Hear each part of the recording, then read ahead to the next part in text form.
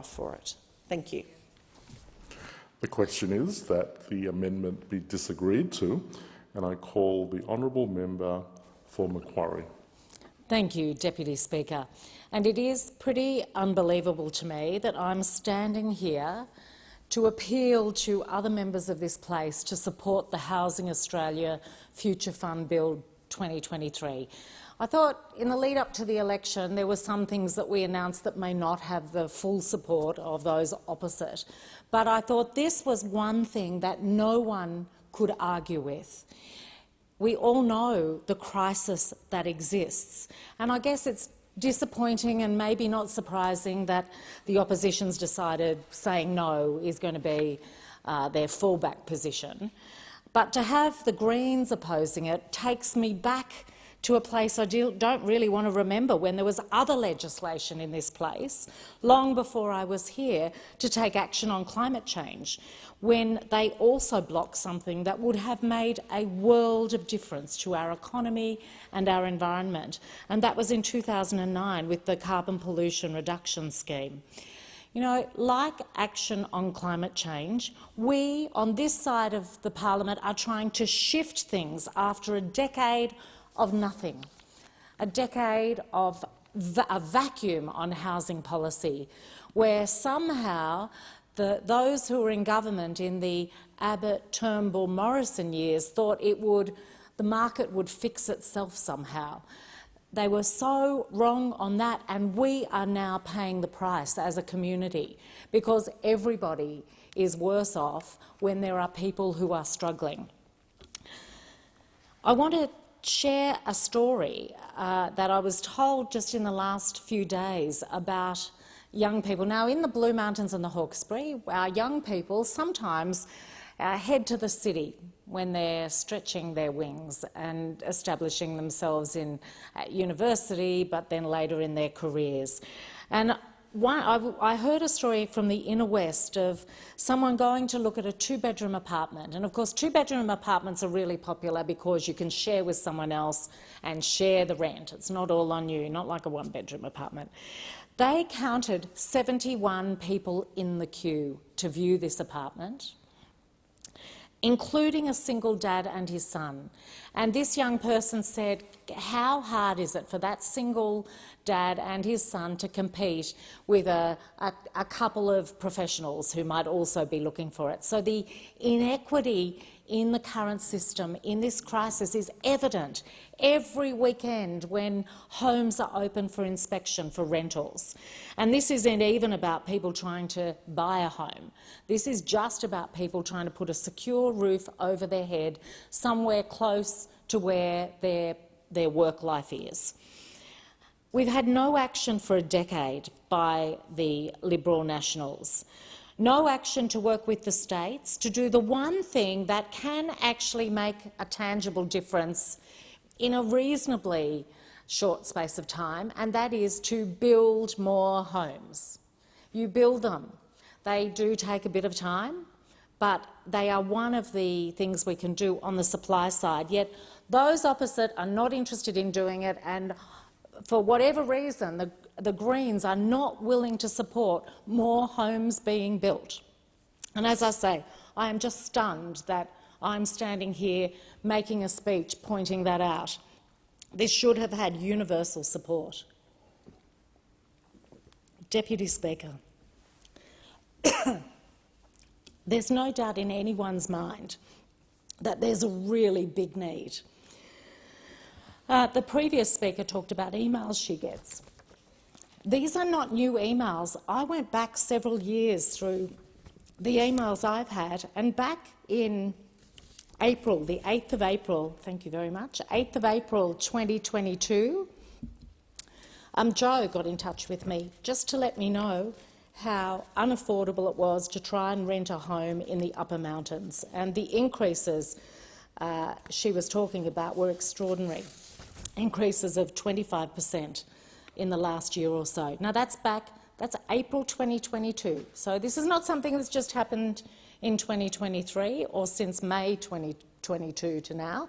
This was happening. And then I go back to August 2021, and a single mum who's trying to get something affordable right at the top of the mountains. And back then, what she was noticing was total inability to get something affordable within her income. She was a TAFE teacher.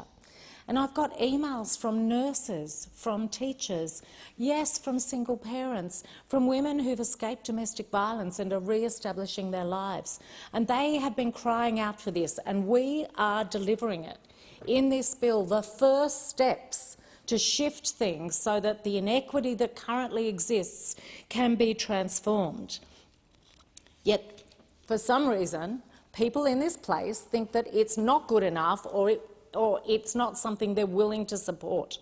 It just defies logic. We know that we can't fix all of this in one go, but the bill before us contains the biggest single investment in affordable and social housing that Australia has ever seen. It tackles the one part of the problem where we can do something that will help reasonably quickly. We can tackle this supply side and we can provide more social and affordable housing right across the country. I feel like I shouldn't have to tell people why secure and affordable housing matters, but we've had a lot of groups in Parliament in the last week talking about mental health. That's one of the number one reasons why it matters. People who have secure housing are better able to tackle their health issues, whether it's mental health issues, whether it's physical issues that they face. They're just better placed because they're not worrying about a roof over their head or how long they're going to have the roof over their head.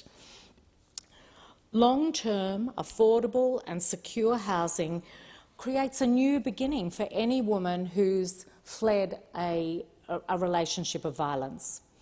It's a new beginning for her and her children.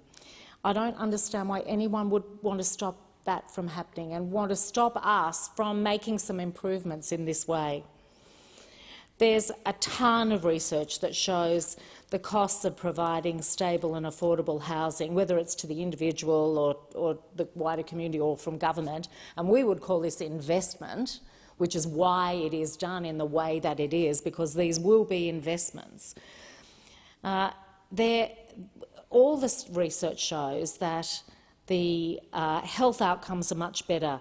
We also see increased social participation from people. We see reduced incidents and interactions with law enforcement. We see better family relationships. We see improvements in education. And all of these things are actually key to breaking cycles of intergenerational disadvantage. So at every level, it's something that is better for people and better for our society, better for our community. When I've held forums in the last couple of years and over a whole range of issues, whether it is talking about wellbeing, whether it is about domestic violence or around mental health, and every single forum has identified housing as a key issue. For women over 55, the largest and fastest growing group of homeless people, being women of my age, for every single group of people I've spoken to, whether they're young, those young ones who aren't even sure whether they can ever dare to dream about owning their own home. Right now they're just thinking about a decent rental.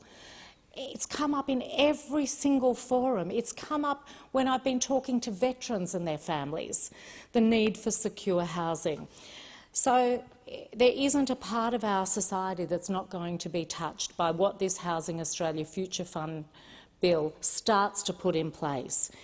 Even more specifically, in my community, in the Blue Mountains and Hawkesbury, 1 million of this funding, as it starts to be returned, because the fund is created and it's making returns and we're able to take out the funds that we need, $1 million of that is going to go to my community for additional crisis accommodation. So anyone who is opposing this is saying to the people of the Blue Mountains and the Hawkesbury, you don't deserve what has been committed to you.